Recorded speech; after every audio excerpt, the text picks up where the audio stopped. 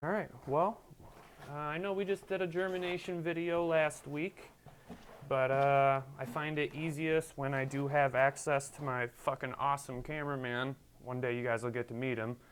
To take advantage of the fact of shooting whatever we can, and he actually needed a little bit of help with germination too. So even though I do have the little video out with showing our 3 out of 4 success rate from the last round, we're looking to one up that and get 100% for him today. So same thing, we are back for another germination.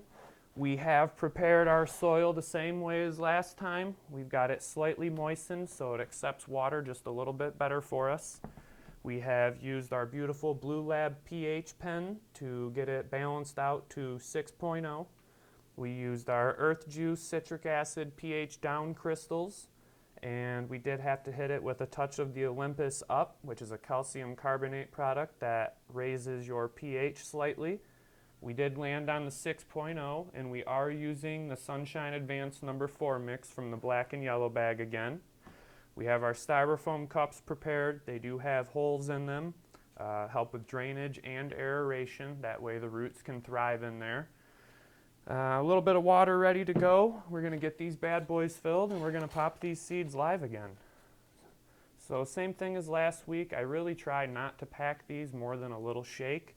I do want the roots to be able to move through as freely and easily as possible, allow for good aeration, and if you pack things down it just doesn't seem to work as well. I'm still a little upset that we only got 3 out of 4 for our first video. It's so terrible. That's a worse rate than I usually get. So we'll call that seed a dud. I don't think it's our fault or anything that we did. So don't be scared to try this method. It does consistently work for me. Now that we got these prepped up, we will give them their little moisten. And again, this is, as you can see, going to pack the soil down just slightly for you anyway. Another reason I don't recommend packing it right when you fill the cup, because it does drop quite a bit. And notice there is a little bit of room to add more soil in if you seem to get some plants that are a little stretchy, or I know sometimes if you get a new grow light, just dialing it in, you can get stretchier plants because you're not exactly sure the best distance to put it, as opposed to an old light you may have used multiple times. Tonight we are going to be popping, I want to say these are wild Thailand. Yep, okay, wild Thailand.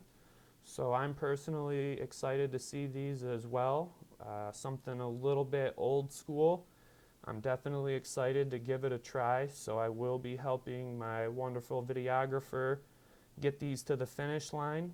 And if you guys do want to see anything more on these, let me know. I can keep you updated. We can get you some pics, maybe a video later, something.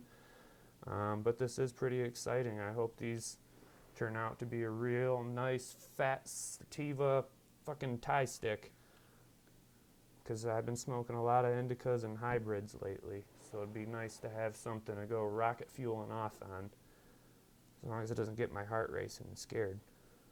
The dang sativas. Alright, so we do have just a little bit of runoff coming from each one of these cups. As you can see, starting to fill up down there. And what's cool about this method is you really don't have to touch them or do anything with them for 10 to 14 days. The very first set of seeds that comes out, or I'm sorry, the first set of leaves that come out, the little tiny round ones, they have no ridges or anything, those are called cotyledon, and they're actually going to feed your plant for the first 10 to 14 days. And if your environment, which I will go over in another video, is in the proper ranges, you actually shouldn't have to touch these for 10 to 14 days. Just let them dry out, do their thing, sit back, relax, and get them growing. Once they do get started, we'll get a video on what nutrients to use on them, how much, and some practices that you can do for training. But right now we're going to get these ones going here again. So you can use your pinky, or sometimes you can use a little Bic pen. You can use your pipette, whatever, just to make a nice little hole for them to start in. That was a little too deep. You don't want to go too deep. Just maybe half an inch or so would be a great number. centimeter or two tops. If you need something to direct by, maybe the edge of your pinky here, which is real small.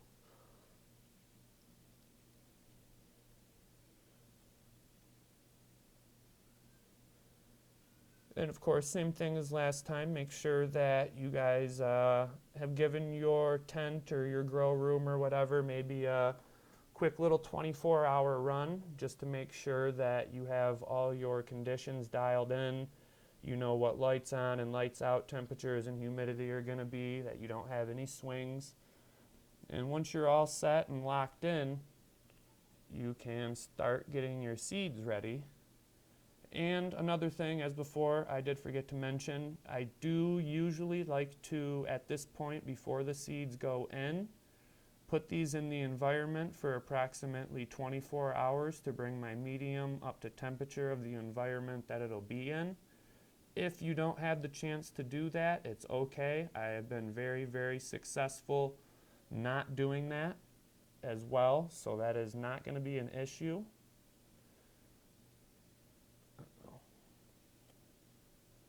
This one didn't make it in the hole, so time for a little surgery.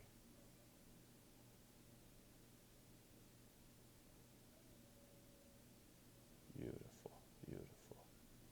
She's in there. That one did look a little small and immature. I just want to point out for the video. So if we do by chance get only 3 of 4 up again, I would assume it's probably that there runt that didn't make it.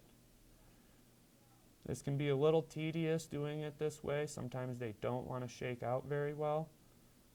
Oh, or you get 2 in a hole, and that can be a problem as well.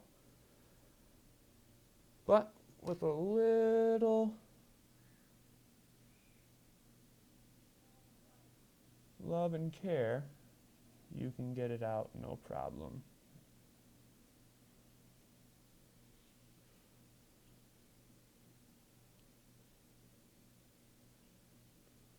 Little tilt on the side.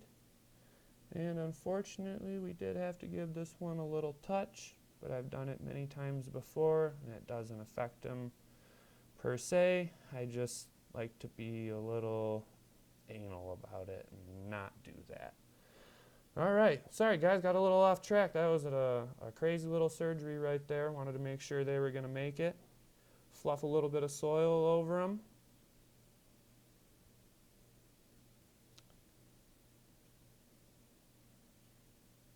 And these will be good to go. You can get some saran wrap over the top of them individually as a group.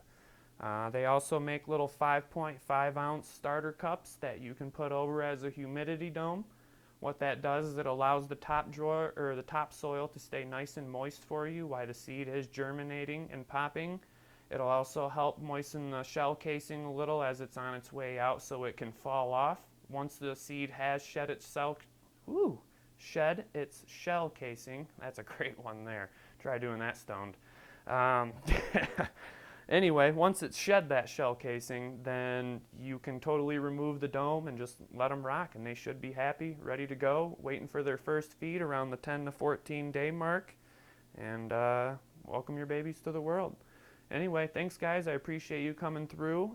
Again, if you guys have any questions, comments, concerns, please put them down below.